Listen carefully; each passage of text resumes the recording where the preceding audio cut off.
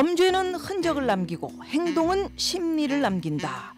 우리 사회 숨은 심리, 이면의 심리를 파헤쳐보는 시간, 다혈질 심리 쪽집게. 연세대학교 심리학과 황상민 교수 나오셨습니다. 어서 오십시오. 네, 안녕하세요. 네.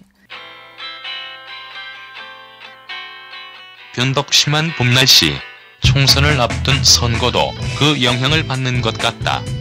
이맘때쯤이면 왜 이리도 인형바람이 불어닥치는지.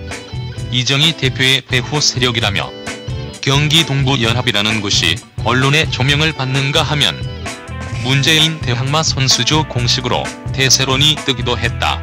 전희옥 의원은 통합진보당 비례대표 후보를 향해 북한 원정 출산의 이유를 밝히라는 말도 서슴지 않았는데 형형색색 색깔론에 물든 4.11 총선. 저격수가 난무한다. 이거 뭐 저격수가 난무한다. 전쟁은 진짜, 전쟁이네요. 진짜. 네, 무시무시한 말인데 야. 이번 선거에도 이변이 참 많이 속출하고 있는 것 같아요. 네. 이를테면 지난주에 가장 핫 이슈가 된 게 이제 이정희 그렇죠. 대표의 사퇴. 아직도 그 얘기는 나오고 있어요. 근데 이번 주에 관련해서 계속 거론되는 게 이제 뭐 색깔론, 경기 동부연합? 하여튼 색깔 공세다. 색깔 공세다. 네. 고소하겠다. 뭐 이런 근데 아직도 선거에서 이런 색깔 공세를 하면 좀 효과가 있을 거라고 믿는 분들이 있다는 사실이 저는 참 놀라워요. 그러니까 통합진보당 측에서는 이미 10년 전에 사라진 단체 이거 실체가 없다 이렇게 발표했거든요. 아, 그래요? 네. 그런데 원래 헛것이 보이시는 분들이 있어요, 되게. 그분들이 꼭 제가 뭐 어떤 분이라고 이야기는 하지 않지만은 옛날에 워낙 한번 당하고 나면 그냥 헛것이 많이 보이고. 선거 앞두고 이런 색깔론도 있지만 대세론 들어보셨죠? 대세론. 예. 그거는 대한민국 사람들의 기본 심리예요. 아, 대한민국 그래요? 사람들은 대세를 쫓아가야지 그 대세를 거스르면 삶에 있어서 참 어려움이 많다라는 거를 아주 확실하게 믿고 있는 심리가 네. 있어요. 그러면 뭐 예를 들어서 손수조, 뭐 문재인, 뭐 맹렬히 추격, 뭐 이런 정당이나 그거 진짜 언론에서 이런 좀 코미디라고 생각하는데 예. 지난번 우리 한번 그랬잖아요. 낙동강 벨트가 어떻게 될 것이냐. 예. 사상 이쪽이 낙동강이 가깝거든요. 그 벨트가 진짜 어떻게 이루어질 거냐인데 그거에서 참 우습게도 제가 재밌는 게 손수조 맞죠? 저 이름 제가 손수조. 헷갈릴까 네. 봐서 그분하고 이 문재인 씨하고를 연결시키는 걸 보고 야, 별거 아닌 거를 참 큰 이슈화 만드는 데에서는 이번 선거는 성공했구나. 그런데 지금 뭐 어떤 막 거짓말의 연속이라는 소리들이 있는데 그거에 대해서는 어떻게 생각하세요? 지금 뭐 많이 신문에서 곤욕스럽게 밝혀지고 있죠. 하나 둘씩 신문에서 얘기를 하고 있는 거예요. 제가 그렇게. 기억이 조금 헤매서 그런지 모르겠지만은 그 손수주 씨 같은 경우는 처음에 젊은 나이로 내가 정치에 3천만 뛰어들겠다. 3천만 원. 전세금 가지고. 전세금이라면 저는 옛날에 본인이 뭐 돈을 모아가지고 그동안 번 돈하고 뭐 다 모아가지고 한다고 그러는데 언젠가부터 그게 3천만 원 전세금으로 바뀌었는데 그것도 전세도 안 냈는데 또 전세금 받았다 하고 부모님한테 받았다며요.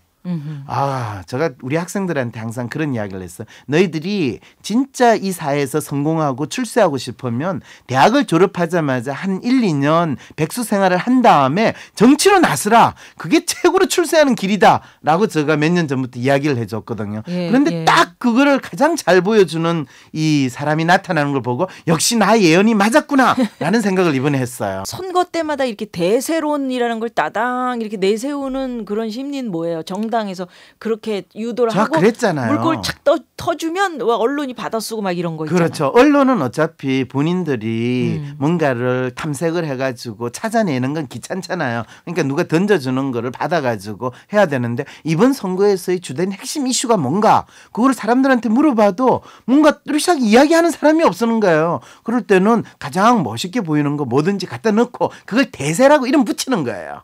그냥 마치 우리가 간판만 딱 갖다 놓으면 갑자기 새로운 당이 되는 거고 또 갑자기 간판만 딱 붙여가면 서로 다른 사람들이 그냥 한 지붕에 두 가족이 있어도 아무런 문제가 없다. 이런 생각이 되는 거. 그걸 이미 각 정당들이 보여줬으니까 대세가 뭔지는 모르겠지만 대선이라고 이름만 붙이면 국민들이 쫓아올 거다. 이건 완전히 국민들을 쫄로 보는 그런 심리죠. 뭐. 그거 먹혀요 그게? 그거 먹히는지 안 먹히는지는 이번에 이제 우리가 다음 달에 확인하면 되는 거예요. 그런데 먹힐 가능성이 좀 많은 것 같은데 어떡하죠? 그거 안 되죠. 우리는 아직도 쫄인가 봐요. 그러면. 네. 근데 그 전혁 의원의 심리는 뭔지 제가 거듭거듭 참 궁금한데. 그분에 대해서 참 관심이 많으신가 봐요. 네, 지난번에도 왜냐면 묻던데. 이분이 참 독설이 많아요. 네. 그래서 그 뭐 통합진보당 비례대표 황선 후보의 북한 원정 출산설, 네.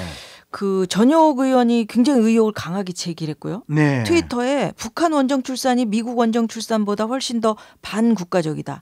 왜 대한민국으로 돌아왔을까? 아이는 지상 낙원인 북한에서 김정일 부자 찬양하며 키우시지? 이렇게 적기까지 그 했거든요. 황순이라는 분하고 엄청나게 많이 싸웠나 보죠, 뭐. 모르겠어요. 그거는. 그러게요. 이거는 거의 상당히 원수 사이가 아니면 이런 이야기를 하기 힘든데 사실은 전혁 의원은 또 당도 바꾸고 하니까 본인이 옮겨간 당에서 뭔가 당신의 존재 이유를 보여주려면 아무나 일단 걸고 싶은 사람 딱 걸어가지고 확실하게 건수를 올려야 되는 그 지금 상황이에요. 좀 불쌍하게 생각하세요. 그러니까 옮겨간 당에서 당신의 이유를 당당하게 보여야 되기 때문에 그렇죠. 누구를 긁고 넘어가지고 작사를 내고 나면 사람들이 구경도 해주고 좀 인정도 해줄 거 아니에요.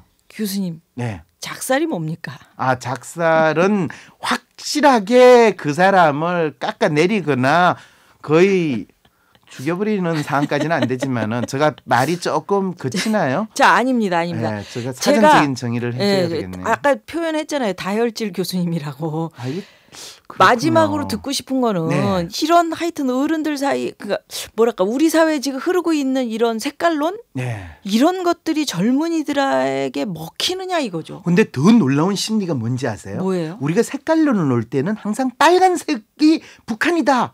그리고 그거는 진보들의 상징이었어요. 그런데 놀랍게 그 옛날에 한나라당이었는데 새롭게 이름을 바꾼 그 새누리당은 제가 알고 있기로는 상당히 이 사회에서 색깔론에 있어서 빨간색을 싫어하는 줄 알았더니 갑자기 그분들이 다 빨간 옷을 입고 거리를 할부하는 걸 보면서 아니 요즘에는 얼마나 상대편 색깔이 좋았으면 저 색깔을 다 내 색깔이라고 주장하는 그런 심리일까? 그래서 이제는 지가 좋으면 색깔도 저 색깔도 내 색깔이고 내 색깔은 뭐든지 다 내 거다. 이런 심리로 옛날에 그거 아세요? 이 처칠이 사회당 당수하고 같이 그 화장실에서 볼일 보다가 자기 거를 감췄대요. 왜 그러냐면 당신들은 좋은 거는 무조건 다 내 거라고 하는데 혹시 내 큰 거 보고 가져갈까 봐서. 네, 교수님 고맙습니다. 무슨 말인지 아시겠죠? 예, 그 정도로 알아들었습니다. 예, 이렇게 마치겠습니다. 고맙습니다.